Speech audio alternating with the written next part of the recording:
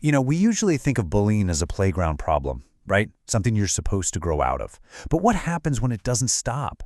What if it follows you into your job, your neighborhood, even your own home? Well, today, we're going to dive into the reality of adult bullying, and more importantly, explore a powerful way to reclaim your power from the inside out. Picture this. It's the first day of third grade for an 8-year-old kid named Kevin Ward. New school, new friends, brand new glasses. He's on the playground, and another kid walks right up to him and asks this one simple question. Kevin says no, of course, but that didn't matter. The next thing he knows, he's in a headlock, and his new glasses are smashed on the ground. And that wasn't just a one-off thing. It was the start of a pattern that would follow him for his entire life. In fourth grade, it was a kid named Colin. In junior high, Santos, the star running back. High school, Raul in the locker room. It even followed him into his first job. The pattern got so ingrained that it shaped his marriage, where for 17 years he just avoided conflict, always turning the other cheek, until the whole thing just fell apart. So yeah, Kevin's story makes it pretty clear that bullying isn't just for kids. It gets older, it gets smarter, and it finds brand new playgrounds in our adult lives. So let's get clear. What exactly are we talking about when we say adult bully? Well, therapist Bill Eddy gives us a really solid framework. He calls it a form of manipulation that uses blame and shame to basically freeze you in your tracks. And here's the key indicator. It's when a conflict stops being about the actual issue, a disagreement over a project at work, and suddenly becomes a personal attack. They start going after your intelligence, your sanity, even your past experience. That's when you know it's crossed the line into bullying. It's a pure power play. Kevin Ward has this incredible analogy for it. He calls it sand in the face. Think about that coworker who strolls into your presentation 5 minutes late just to throw you off your game. Or the boss who drops a little hint that your job might be on the line if you don't agree with them. It's that tiny little jab, that little threat, designed to remind you of your place. It's a power play, disguised as something small. And listen, if any of this is starting to sound familiar, you are so far from alone. The numbers are actually pretty shocking. One survey found that 31%, almost a third, of U.S. adults say they've been bullied. And get this, a study of federal employees found that 57%, more than half, had been bullied in just the last 2 years. This isn't just a few bad apples, it's a full-blown epidemic. But the real damage here, it's not something you can measure with an HR complaint. The worst of it, the most significant harm, is completely invisible. It's what happens on the inside. After a lifetime of running from conflict, Kevin Ward had this huge realization.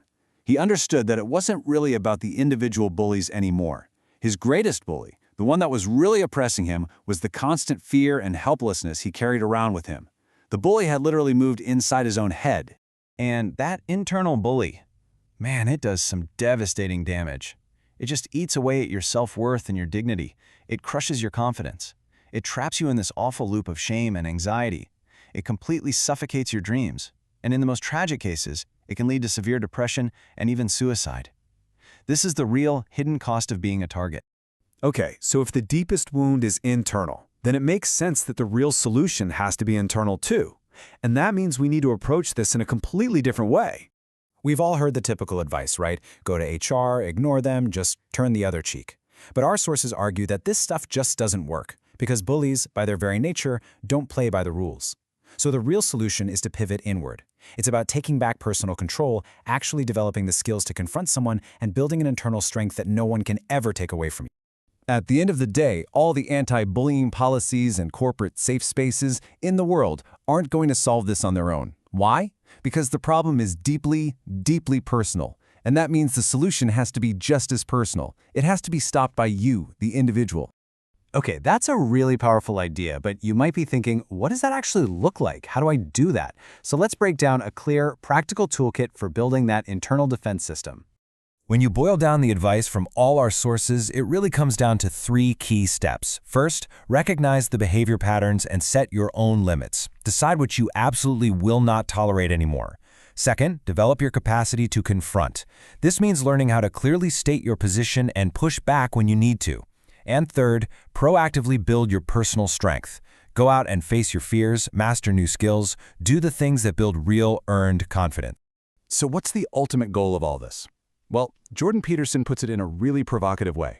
He says you want to become a perfectly articulate countermonster.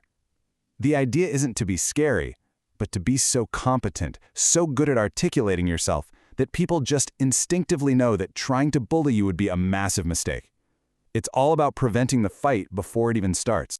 And this is so important to clarify. The goal is not to become a bully yourself. It's not about getting revenge. It's about becoming bully-proof. It's like what the martial artist Bruce Lee called the art of fighting without fighting. You have the capacity, you have the strength, but with any luck, you'll never actually have to use it. For so long, we've been taught to look for safety from the outside, from rules, from special rooms, from other people protecting us. But the most powerful takeaway here is this: personal strength and genuine confidence. That is the true safe space. Because it's the only one you can take with you absolutely everywhere you go. And really, that's what this all comes down to. Knowing all this is one thing, but taking action is what really matters. So as you think about your own life, the real question is, what is the very first step you will take to build your own safe space?